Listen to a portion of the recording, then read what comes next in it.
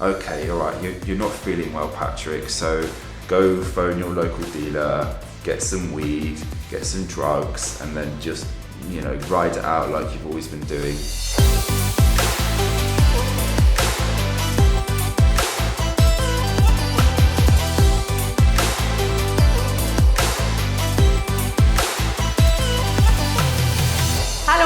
Schön, dass du eingeschaltet hast bei der neuen Episode der Gedankendealer, deinem Format, wo es sich um die Themen Freundschaft, Spiritualität und Business dreht.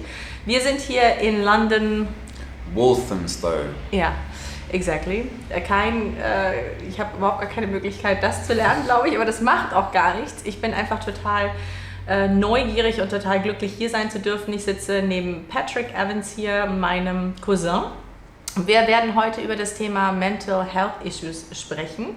Wir werden auf Englisch sprechen, obwohl Patrick auch ein wundervolles Deutsch spricht und alles versteht, was ich sage. Ja, ein bisschen. Aber wir werden da vielleicht immer mal drauf zurückgreifen, wenn ich nicht weiter weiß mit meinem englischen Vokabular. Seid gespannt und ja, ich fange jetzt einfach mal an, ein bisschen was erstmal über ihn zu erzählen und wie wir eigentlich so zueinander stehen, würde ich sagen. So Patrick, I was just saying you're my cousin and you understood everything. I did, yeah. And you are the youngest of the three boys. Yes. And there's Anna, who is the youngest. And how many years apart are you guys? Me and Anna? Yeah. 10 years. 10 years, So okay. yeah, she's 10 years younger. So it's like D9. Yeah. And you are 31. Correct, yes. And you live here in London. Mm-hmm. And you're an actor. I am. And a poet. A poet, yes. I'm a few things actually, yeah. Yes. So I work as an actor or a performer. I'm a spoken word poet. I work as a drama practitioner. So I do a lot of work using drama and poetry for mainly young people with special needs or behavioural issues, using drama or theatre as a way to sort of help them with expressing themselves positively. And I do a lot of teaching as well, so I work in schools teaching poetry or working as a mentor to a lot of people who have had quite damaged backgrounds. So care and creativity, Combined. I would say that's my calling work. card. Yeah. Oh, that's your calling part. Yeah. Card. Yeah. It's amazing. It's very beautiful. And usually the people we interview in our format are people who are trying to make the world a little better. Mm-hmm. And it sounds so cheesy, but now talking to you, it really feels so right, Yeah. because it's this work you are doing. We should raise a lot more awareness to, because we're also looking at the people who are in need and who are suffering. And I'm amazed by the calling you have accepted for yourself and the work you're doing. It's beautiful to see you in that place. Thank you. So you grew up in Germany. Maybe we can talk a little bit about that. Yeah. So I was born in Germany, and I was in Germany until I was 12, and I was born to my mother, who is German, and my father, who is British. But my mother and father split up when I was very young. How old were you at the time? You must have been 7? 7, yeah 7. Mm-hmm. And my mother left the home, and so I was mainly raised by my father, who had to raise me and 2 other boys. So it was a very kind of manly home, if you will. And to put a little side note, everyone must know that the 3 of you were a handful. You were wild, yes, and loud, yeah. and very playful.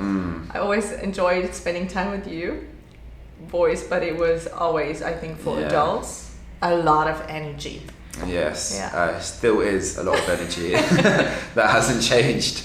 So my father, who is probably my biggest hero in my life, was given the job of raising 3 difficult boys on his own, whilst dealing with the pain of having, the love of his life essentially walking out and choosing a different life. So my childhood in Germany was amazing, because I really do love Germany, and when I go back there I do feel a strong connection to the country and everything about it. But then there's a lot of complications there as well, because there was a lot of pain in my childhood that I've only just realised now as an adult what that pain was, because when you're a child you just don't understand, you just sort of get on with it, or you distract yourself, or you just I go, oh, that's how it is. I was too young to even understand how serious it was. And then eventually my father decided to move to England with his new wife, basically. Oh, he met her in Celle? They met in Celle, yeah, and then they were engaged, who she was also British, still is British.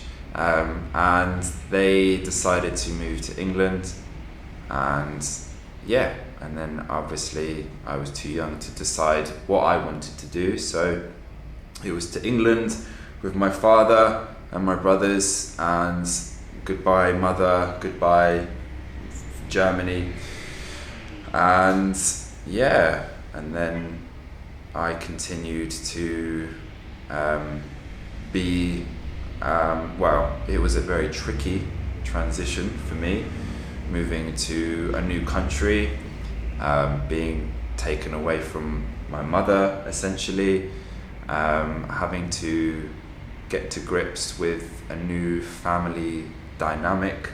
When you look back at that time, were you bonding much more as brothers and having this support for each other and could hold each other, or was it more that each of you was struggling through your own pain? And I would say we definitely bonded a lot. We were definitely closer when we were in Germany, I would say, and we did bond a lot more when we moved to England, but it was mainly because we were all in the same boat.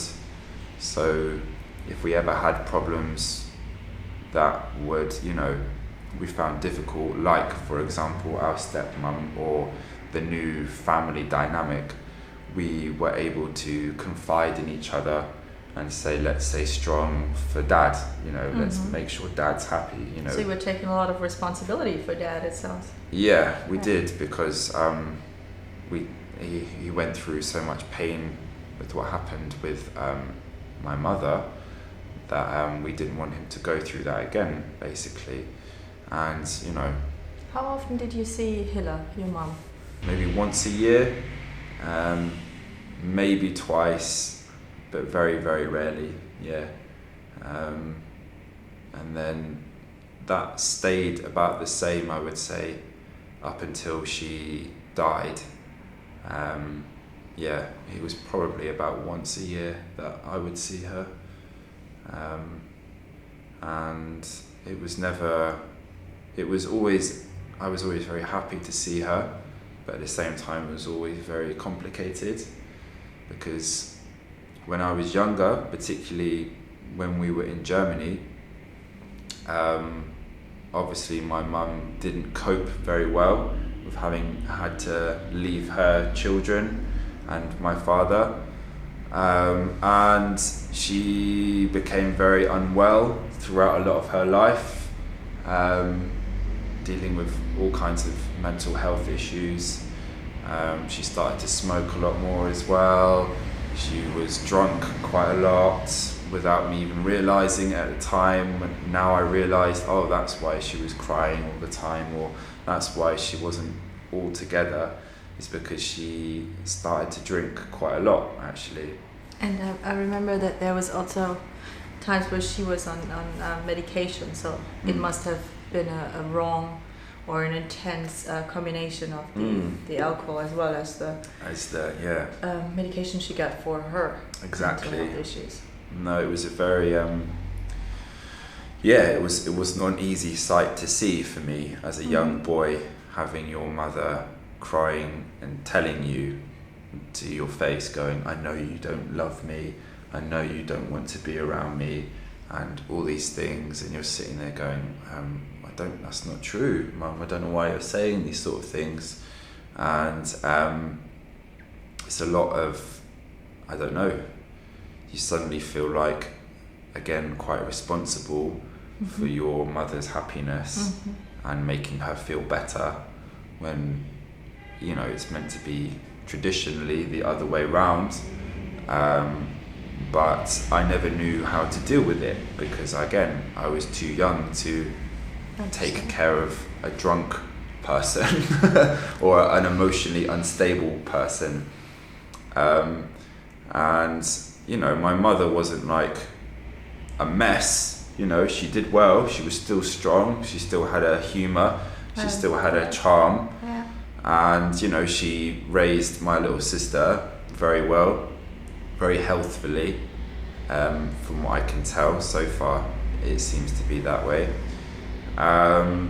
But there were a lot of cracks in the painting as well, which you could see more and more as she got older. And Do you think, Patrick, if it's okay if I ask, because your mother is my mother's sister, and lately we've been doing, and I don't know if I told you, Felix, my brother, Dina, my sister, and I, we were doing a lot of research about our ancestors.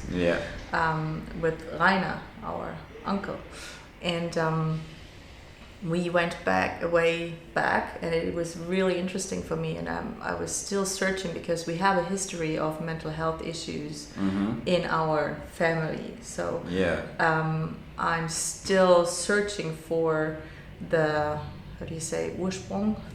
Not like the reason, it's more the where it all started. And of course, if you go back to the time of the war and think about transgenerational traumas, which could also be transferred genetically. And if we look at ourselves, also both have been through some struggles. So do you think the challenging time for Hilla with being separated from her sons was the main reason, or do you think it goes far back and she had some challenges before that and it just triggered it more? What was your opinion on that? I would say it was a bit of both, because my mother had a very difficult upbringing and definitely had a difficult childhood, and my Opa was a very quiet man, so there was a different relationship there.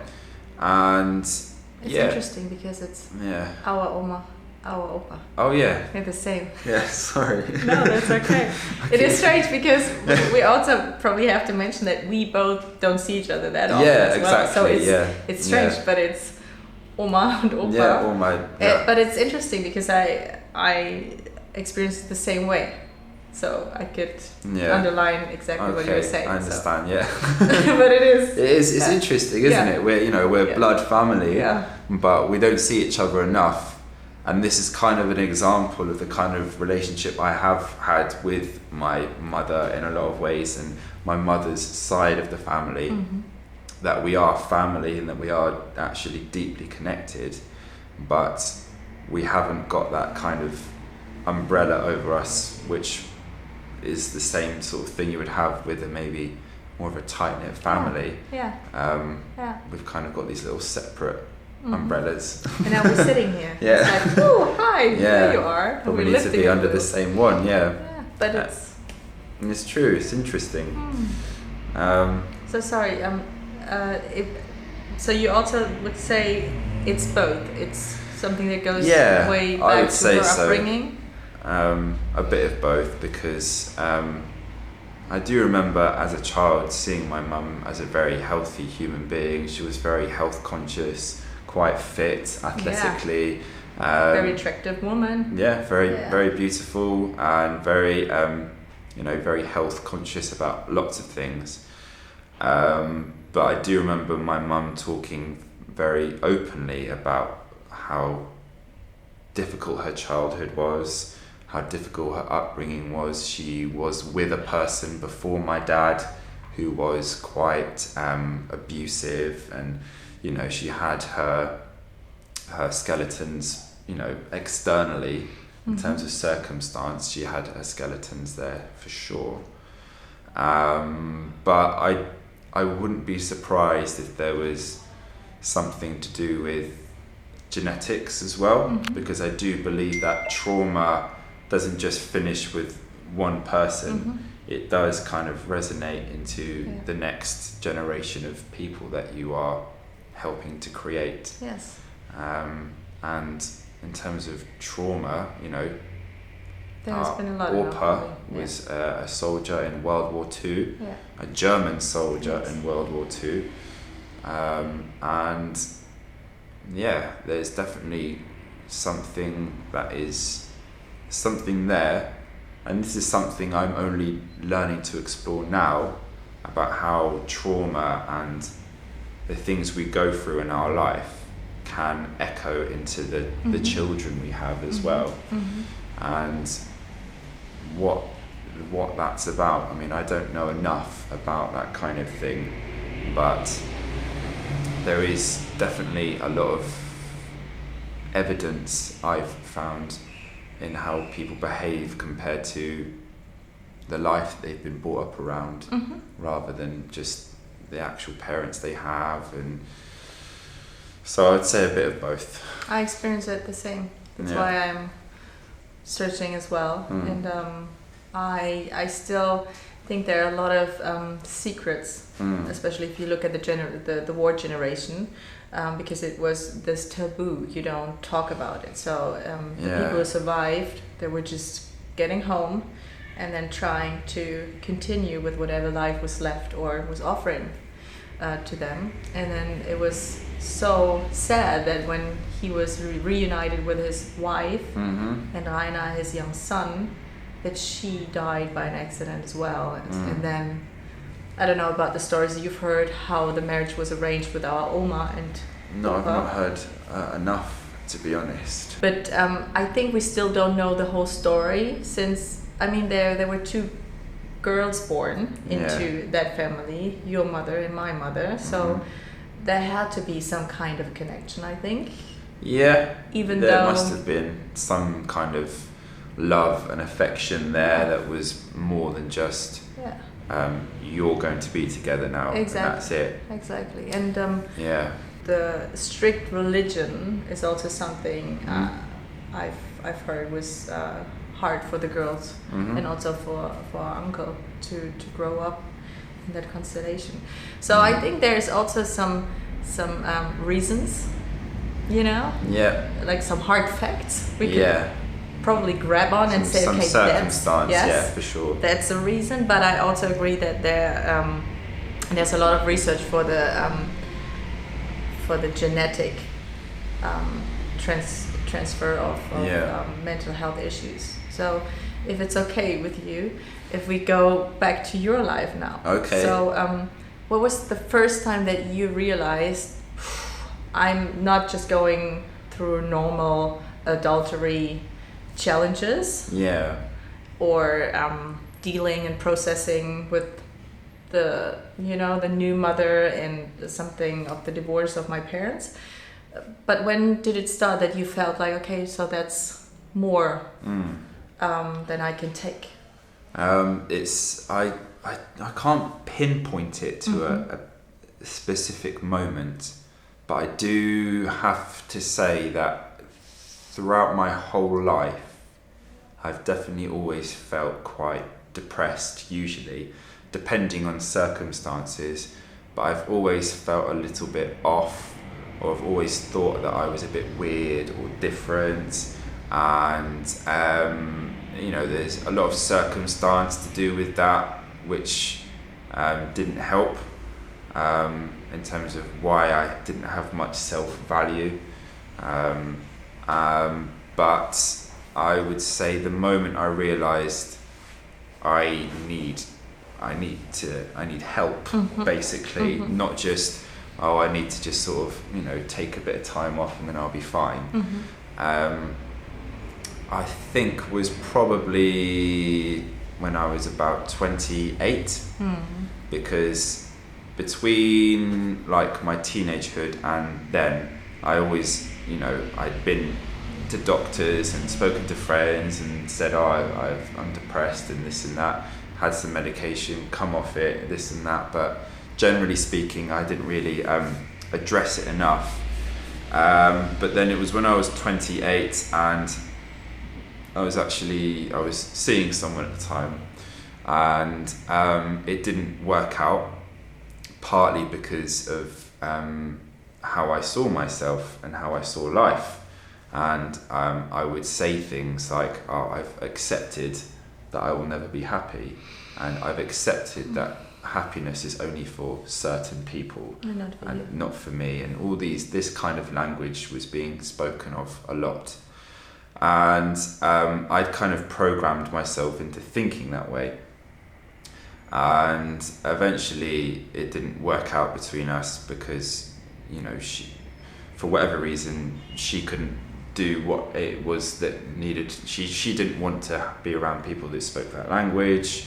I didn't know how to make her happy, all this, and then I had quite a Was that the girl I met when you were in Berlin? No. It was after that. And although that had something to do with it as well, because essentially the whole reason that relationship ended was because I didn't know how to, love myself or talk highly of myself.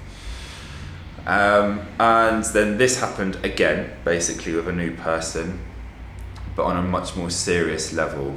And when we split up, I suddenly felt like I had nothing, and I had my hands were empty of anything, and all this work which I was meant to be doing to help myself, I hadn't been doing it at all.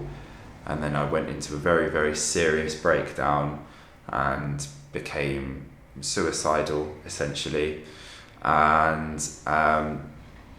that was when I realized, okay, I need to sort myself out, basically, because there's an underlying thing going on here that has been going on throughout my whole life, and I've never taken it seriously enough to go, right, okay, right now this is where you're going, and you're either going to have a really miserable life or you're going to kill yourself, basically.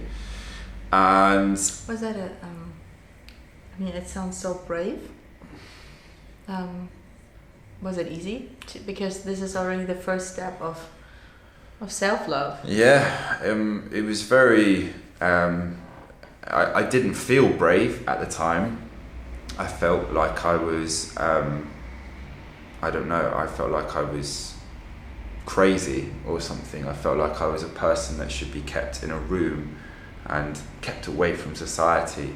You need medication, you need help. I didn't see that as help as a good thing. I thought it was like, you need help because 5 meters away from me, please, okay. And that's how I felt to begin with. And then slowly but surely I started to realize that I've met so many people in my life who have got issues beyond mine, and they've never ever done anything to help themselves, or they've never even wanted to speak about it. And then I slowly began to realize how big it is for me to seek help, professional or friends or anything. And it was since then that I started to go, right, okay. And then, I was diagnosed with depression, anxiety, and so on and so forth. I had some therapy, which I didn't find helpful at the time. And then I went traveling for a year because that's what I wanted to do. And that was something I always wanted to do. And I had a very good time, and I actually learned a lot about myself as a person in terms of all the wonderful things I do have. I gained a lot of perspective, but at the same time I was a lone wolf for a year. Again, me, my backpack, my thoughts, just me, you know, enjoying life. And I've been a lone wolf more or less all my life, really. I mean, I've had relationships, but they've not been, I've still not fully allowed people in, basically. And then I came back to England after traveling, and my condition was exacerbated because I hadn't been, you know, taking it seriously. And then I had quite a serious incident at a tube station or a train station here in London, where I was having a breakdown, and I was very lucky that a member of staff in the train station noticed me, because I was thinking of jumping in front of a train, basically. And I still, you know, I'm a very spiritual person, but I still believe that that member of staff who saw me, I really, really think about how lucky I was that he noticed that I wasn't okay, and took me away from the platform and sat me down in a room and allowed me to have a breakdown. And there were two members of staff with me who were talking to me and calming me down. And then that's when I realized, okay,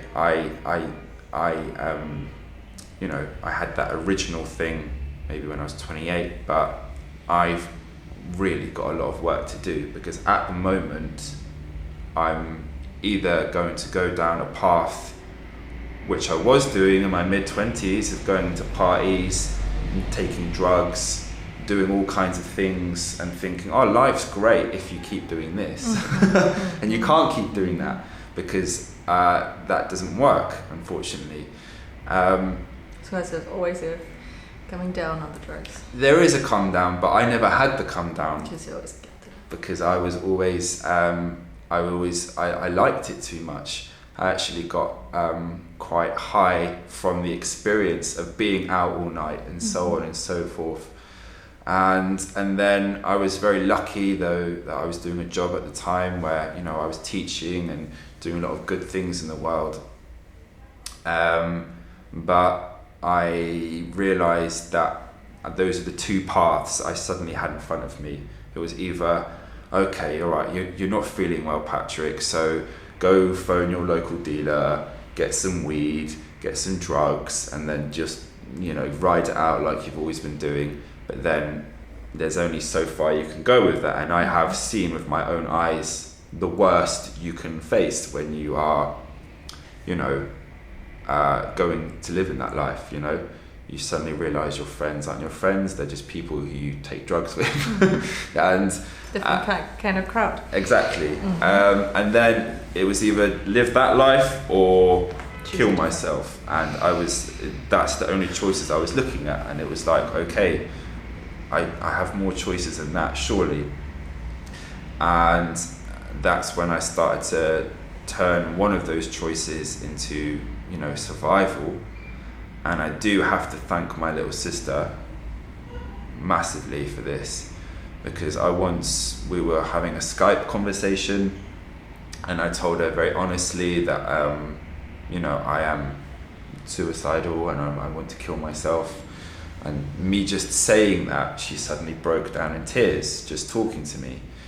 And I will never forget how upset she was, seeing her face, how upset she was that I was just talking about that word, just saying that's what I want to do.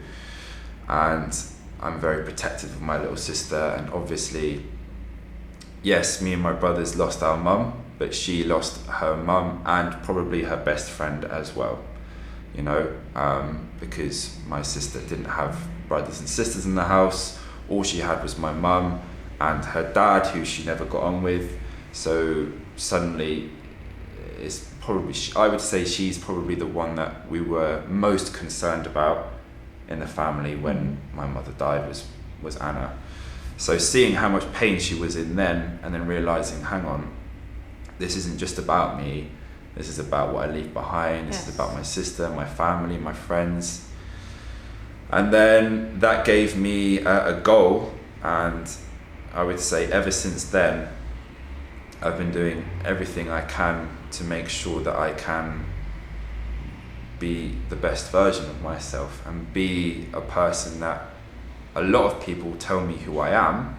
You know, they tell me a lot of positive things about me, but Can you intake it? No, I can't, to be honest. And I'm learning now through my therapy and through my exploration of myself why I'm so self-critical.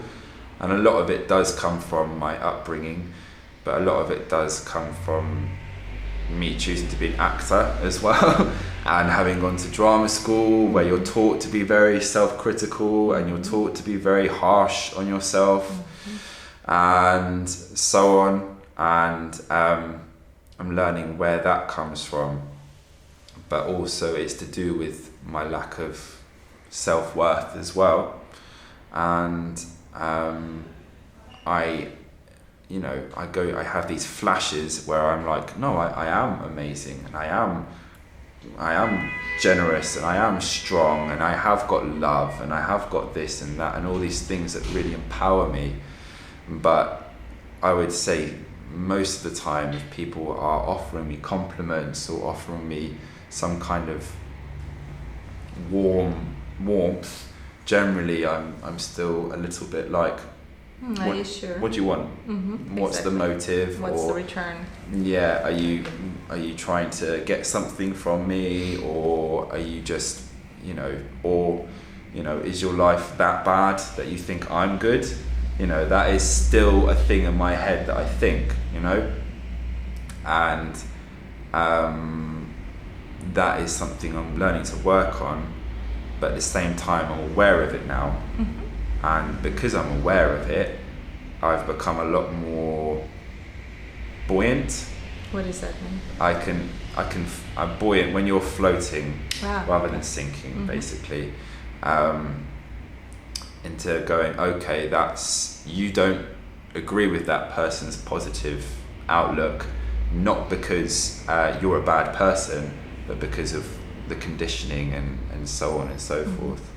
And the recognition. And the recognition. Already making a big difference about it. Yeah. And then you can check in, hopefully, with yourself and see, so where is that coming from? Where can I feel it? Wow. Yeah. But I have to say that what's helped me with my journey with mental health or creativity or everything that I'm trying to achieve, a lot of it has to do with my poetry. So now you're helping me to get the interview in the direction. Yeah. You didn't have to do that. Sorry. No, I was trying. Okay. Like, wow. No, it's okay. I just wanted to give you a minute because it's. I think it's really brave, and I'm very, very touched, and I'm very lucky that you're okay and that you made the decision that way. No, I feel that way as well, actually. And something that I've been practicing a lot recently is I do affirmations. Yes.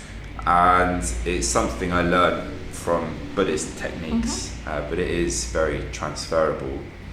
And I'm doing this thing where you basically say something again and again, like a mantra, like you say, I will find love, I will find strength, I will find happiness.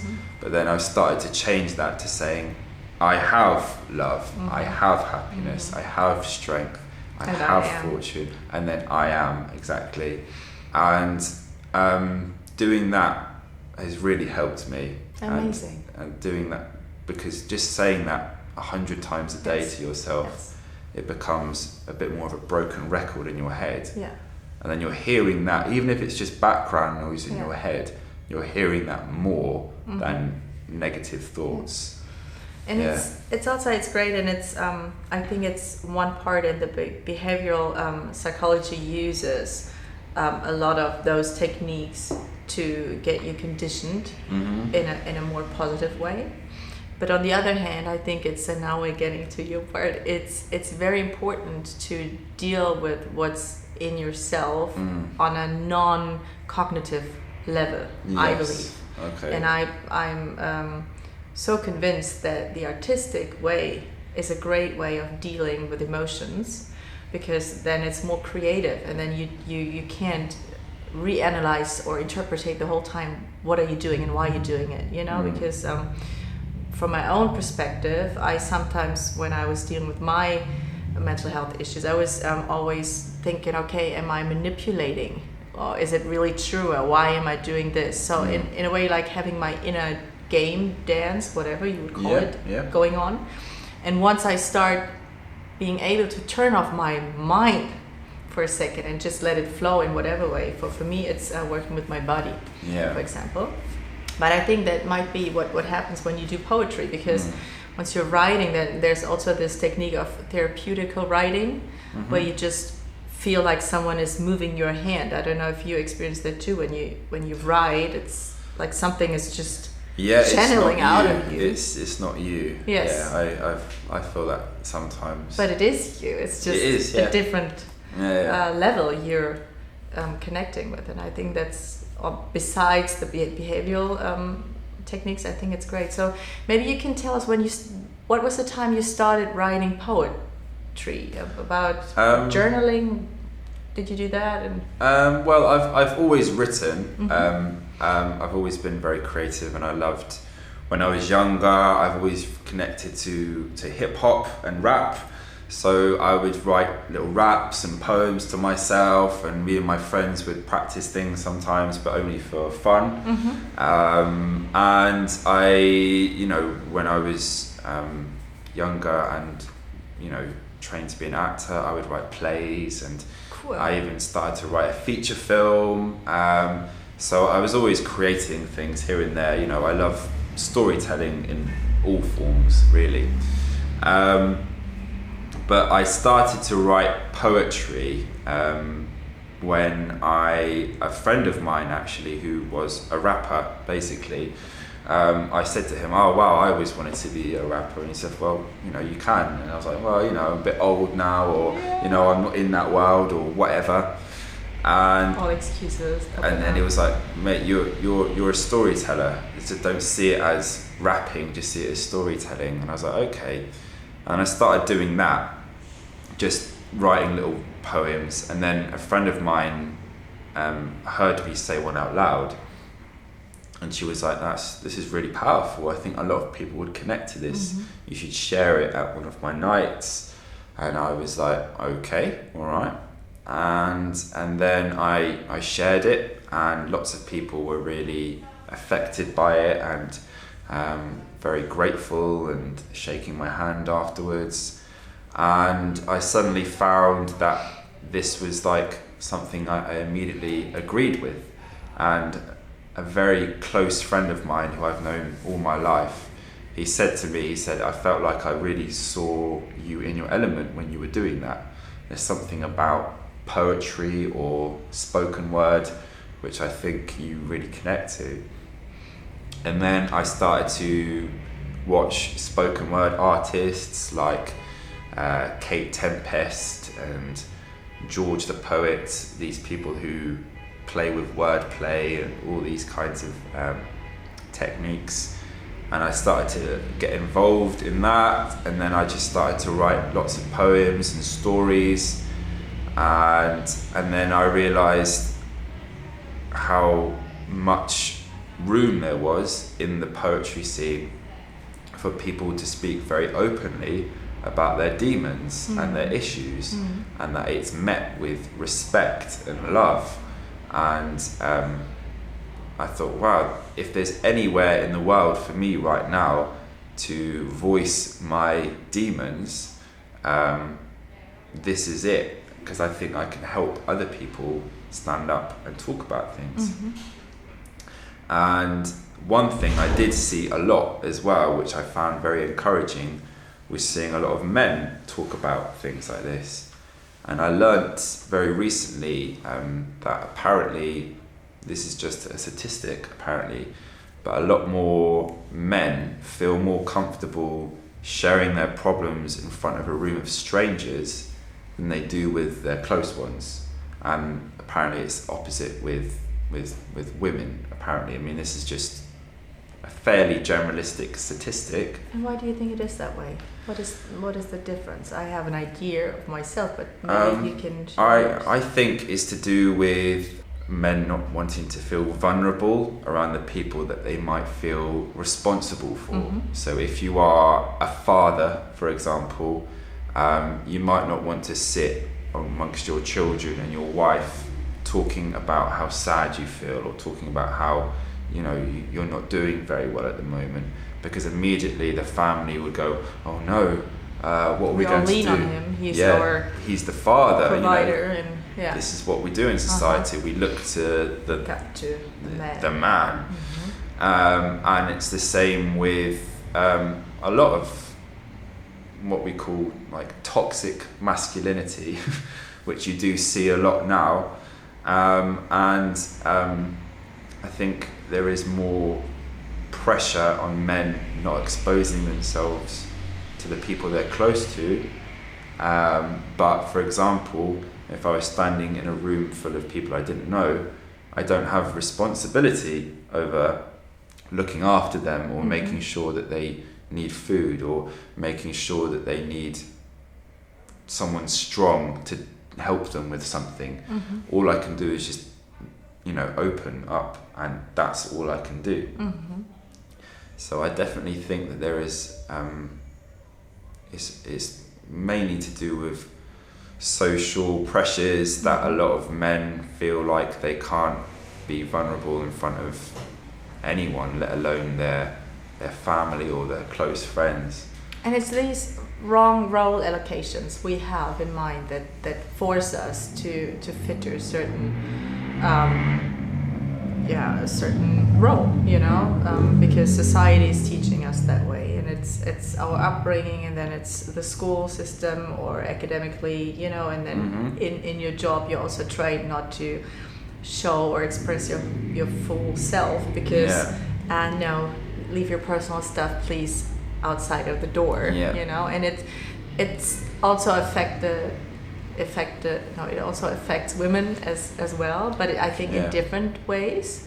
But what we both, or women and men, are confronted with is just a limitation of possibilities, because you're living in this cage of possibilities because the way you've been raised or brought up to, and you're accepting it. And I think it's great that with your format, with the platform you also given men, they can try to be different and then experience how that feels. And I would imagine that it feels like a breakout in a positive way. Yeah. Is that the experience you make when men are on stage and share their feelings? Often, yeah. And I very recently, actually, I was hosting and curating an event which I called Sanity, and it was to help people with mental health issues and promote a charity called Sane as well.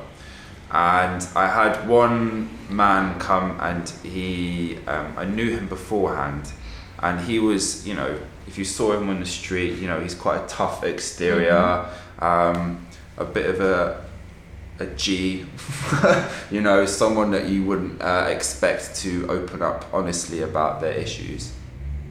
And I'd heard him doing some poetry beforehand and thought, wow, this guy's got a really powerful message to show.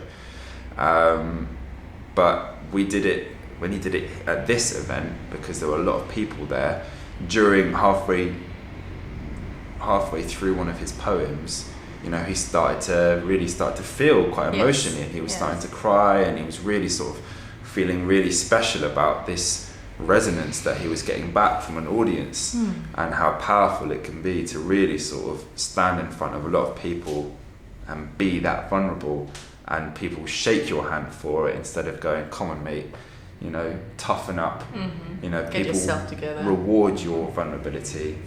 And I think that's something clearly he probably hadn't experienced that much before. And I think that's something that I'm seeing a lot in kind of a lot of the men that I see coming in front of a stage to share anything, let alone their demons. is how much reward you can get for being vulnerable. And there's this word weakness, which we probably would go, that's what it is, it's being weak. And it's not. We are most strongest when we are actually at our most vulnerable. When you are a soldier going out to war, you're running into no man's land, you could get killed at any moment. You're at your most vulnerable, but you're also at your most brave, because you're screaming and running into death, going, come on, you can, whatever we can do, so there is actually a lot of excitement in going out there and going, is that the best you can do? And not caring what happens as well.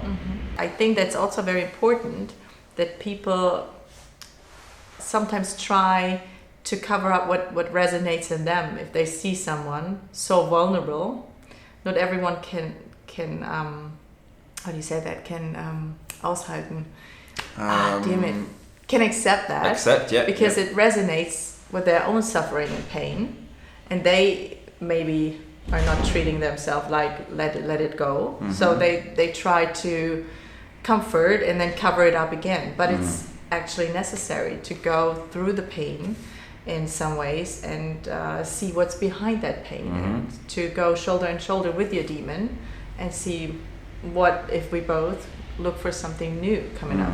And you've told me earlier that you have discussions where people say, but what about these people who really have serious mental health issues, and they're confronted with their pain? I mean, the G-man, the alpha male, on stage breaking down totally, because it might be the first time he's confronted with the feelings all coming up. And I know for myself, once you've covered for a long time, and it feels like, is it okay from your perspective that they should still do it, or how should it be accompanied? I definitely, it's interesting, because obviously you have to be very considered about asking someone to pour out their demons in front of people, and then go, thank you very much, very brave, and then them going, now I'm feeling everything, and the can of worms is open now, and I don't know how to clean it up. Exactly. How can you help me with that, Patrick? And that's when I'm feeling a little bit like, okay, I'm here for you, kind of offering some kind of support, but then also making sure that there's some kind of aftercare system as well. Good. So when you can kind of, when someone has opened up their demons, just recognizing them, even if it's just checking in with them after, saying, are you okay? Yeah, fine. You're going to be right to get home? Yeah, okay, good. Everything we've talked about in this evening, it doesn't just reflect in the work that we're doing, but there's all kinds of places that you can turn to help yourself with whatever it is you need to help yourself with. I think it's very important that you do that. I mean, it's not, I don't see myself as a doctor, because it's just not how I feel. I feel very fraudulent, but I do like to reward everyone who's come up and spoken openly about that, and make them feel very valued immediately, even if it's just with words, and going, right, thank you so much for your bravery, you're amazing, this and that, and so on, so that they are their pain, or whatever it is that they've given to the audience, has been taken by someone and not put inside me, but I've held it and go, thank you, I'm looking at your pain, thank you, I see you, exactly. I recognize you, and you're not alone, and so on and so forth. And I think that's all I can do, really, because obviously I can't give my phone number out to everyone in the world and go, hey, just call me if you're feeling ill, or call me. And you're probably not the right person. I mean, because some conditions need specialists. And some journeys take longer than a session on stage, and then the aftercare. So, but I think it's great if you check in with them and see, are you okay? And then maybe have some numbers prepared, or some people they can contact. And then also make make sure that the person knows, okay, this is a safe space, and you take very good care of that, you said, that they feel, okay, they're people who are empathic. Empathic, I just learned the English just and I can open up here because it's okay, I won't be judged, and I think that's already comforting for people with mental health issues, because unfortunately these are the people who are on outside of society and who are being treated very badly. Treated as lower forms of people. Just because it's true, and there is, a lot of work, and there's a lot of, charities, or there's lots of companies that you can call 24/7 to talk to if you are in distress. And I sort of make a point out of that as well at the end of the night. There's this charity I keep mentioning called Seinen, who I work with. I will mention them in it and say they do lots of great work. There's cards over here, please pick them up on the way out. If for whatever reason any of you have been affected by the issues we're talking about in this evening tonight, there are places like this you can talk to. So there is kind of like some kind of offering of if for whatever reason you've opened up and on your way home tonight you're feeling quite vulnerable, at least there is something we've given you to help you with yourself, other than just a high five. Well done. Well done, very brave. How many people are sharing their words on stage through one of those nights? On average, I would say on one of my nights, I would say it's probably about 20 people. Wow. How big is the audience? It varies. It can be, it's never a big audience, because I do like to keep it quite intimate, to be honest. So around 50, between 50 and 70. Wow. And how often do you share your poems? As often as I can, I go to a lot of different nights in London. I get a lot of gigs booked and things like that where I do share my work. I was very lucky recently. I was asked to come perform with a company called Spoken, and they were asked to come into basically this cooperative event, and they were having like a day where they would talk openly about mental health issues and getting people in the work to talk about these sort of things. Wow. And I was a guest poet who came in, and I did one of my poems which is about my struggle with depression, and then I did another piece which is about someone who I used to know who had a very difficult life and how no one ever helped her, and you could tell it was something that in this environment that they never really heard people talking openly about before. And it was a really, really exciting process, because I got to sort of be the guy who can talk openly about depression and harshness and what it really feels like and what people with these issues actually think and want to do, rather than sort of like talking about it quickly. So as often as I can. That's great. That's great. And is it okay if you share something with us? Of course it is. So maybe we can leave that setting, and you could show a little bit of your art. Of course, if that's not a problem. But before we do that, Patrick, we also, we have quite of an audience. Still working on that. But is there anything you need support with? Any project you ask for? Anything that could help you with that growing? To be honest with you, because I'm starting to develop my own company and collective called Word Soul, and it has become a night, but it's going to become a company that helps people, particularly young people with damaged backgrounds or mental health issues, use poetry or spoken word as a positive way to express themselves. Because in London particularly, a lot of young people, there's a lot of crime here, and a lot of young people are resorting to very dangerous ways to express themselves, sadly. And I want to offer spoken word and poetry as a way to express yourself positively, and it not being about proving yourself as a man by, you know, being bigger, but actually proving that you can be open with words, and that is a more positive, more healthier way forward.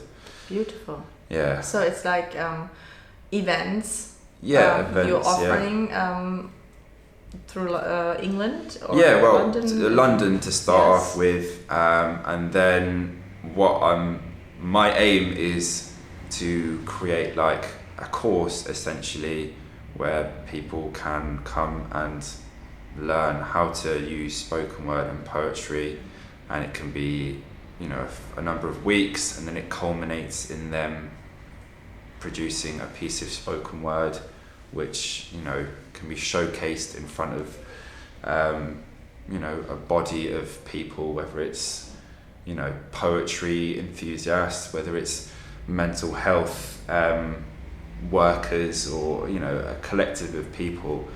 And by doing that, just creating more of an audience and more of a platform for people to understand how important not just poetry but anything artistic or creative, how important it is to help people with their troubles, basically. Yeah.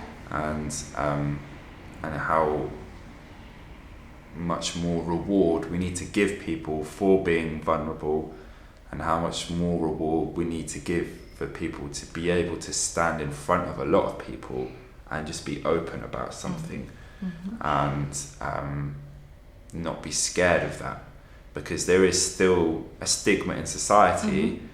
You can, you know, there's less of a stigma around people saying, "Hi, I'm Patrick and I have depression." People are like, "Oh, okay." But if I said to you, "Hi, I'm Patrick and I have schizophrenia," people, generally speaking, would be like, "Oh, okay."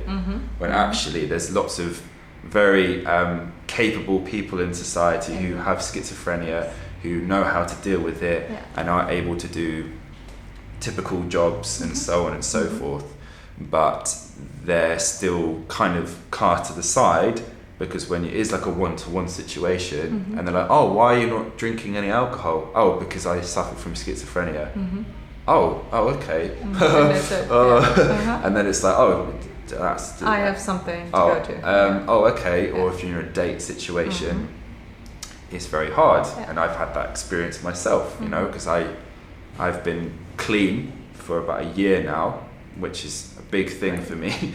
And I've been in many social situations, particularly dates, where I'm not drinking, and there is that kind of like, "Why are you not drinking?" And so, "Because I don't like alcohol." And then there's a little bit of a, "Are you okay?" Yeah, and it's interesting how people react if you're open about it, and it should be much more normal, because if you look at the statistic, it's shockingly an increasing number we have, and some people are talking about a mental health issue crisis, because it is increasing, and we need to start now and early, which that's why I sympathize so much with your idea to address young people, because it should be a part in school. You know, it should be a normal thing that you have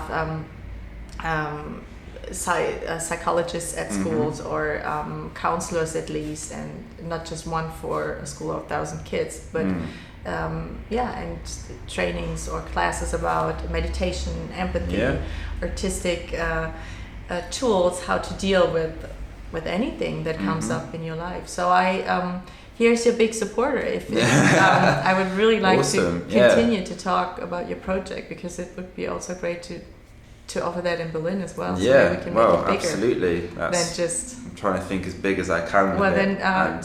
we can make it bigger together. Yeah, awesome. Oh, that's great. Yeah. And if it's okay for you, there might come up some questions from the people who are listening to it. If we could just send them to you, and then if you find the time in all your projects to answer that, or I would love to. I'd be very great. happy to. Yes. Yeah. Okay. Yeah. Thank you so much, Patrick. My pleasure. Thank you so much. Wow. Vielen Dank, dass ihr dabei wart. Ja, ich freue mich jetzt noch auf eine Performance von Patrick und dann erstmal ganz liebe Grüße hier von uns aus London und bis ganz bald, bis zur nächsten Episode. Bye, ciao. Ciao. That ache you feel when you just can't move. Like a shard in your soul that makes you want to prove that all the hate for yourself that you just can't soothe is that necessary evil to help you find your groove. I don't see the good, I just see the bad. I'm looking to the skies and hoping it's a fad. A party all around, but inside I'm feeling sad. Got nothing to offer, so I just get mad. It's like I'm trying to be everyone that I'm not. Comparing myself, letting my confidence rot. There's a world out there and they call it beauty, and I struggle to see how that can include me. It seems I need hatred to keep me moving, like a rageful beast that finds the pain so soothing. The darkness is there, so I keep it grooving as I choose the worst to keep it all so grueling. No matter what fun seems to come my way, I transform the thoughts to make it feel so grey. It's just too real, so I let myself stray and walk head down to another brutal day. It's easy for you to tell me that I'm being selfish. What you don't understand is that I believe I deserve this. I just can't see how being of any service as I invite the demons that help me to birth this. I tried to remember when I was happy as a child. Thoughts and dreams made me feel so wild. A time of freedom, no time to feel scared. A time where joy felt like it could be shared. It's distant now to think that was ever me. Thinking I could be anything that I want to be. That peace of mind that allowed me to be free. Instead feeling like I'm drowning in this stormy sea. We all hit bumps that put a thorn in our side, but there must be something to keep me moving with some pride. When you feel this numb, it's hard to walk with any stride. When you're always that guy that only says, well, I tried. I think I'm a fool to admit I'm in this strife, because I'm not the only one who struggles in their life. But I've got to wake up when in this pain I thrive. When I look into my hands and see a bottle and a knife. There's no use pretending I don't want to be myself. I'm an unused ornament sitting on this dusty shelf. If love is richness, then I'm missing all my wealth. There's no spirit running through me and it's killing all my health. Where does it come from, this anger and this mess? Just a trip to the shops shouldn't feel like such a test. There's no way out, I'll never feel my best, and I'll never look at life with a smile or a jest. She looks at me with that beauty in her eyes, that warmth, that truth, that will to compromise. All her support's wasted, so her laughs will turn to cries. I'm left on my own again with this man I can't disguise. Love's not the only thing that I'll push away, because I'll knock anything that comes to me today. I'm the master of this pain, it's there I choose to stay. Please just rid me of this world, on my knees to God I pray. I can never see this ending, I don't want to be alive. This world would be much better without me looking to survive. My talents are fading, I never had a jive. There's no fire in my veins until my hell I choose to dive. Then you have those mornings and you think you are the boss. There's a pulse pumping in you and you just don't give a toss. The cloud begins to fade and your brain's not filled with moss, and your soul can truly shine with that glitter and that gloss. It's these moments that keep the faith, the ones that feel less blurred, the ones that mean I'm standing here, trust me, that's my word. There's much to look forward to and you can do no wrong. You can imagine more than crying at your funeral song. You can see the victory if you promise to stay strong, and I promise you will find it's in this world that you belong.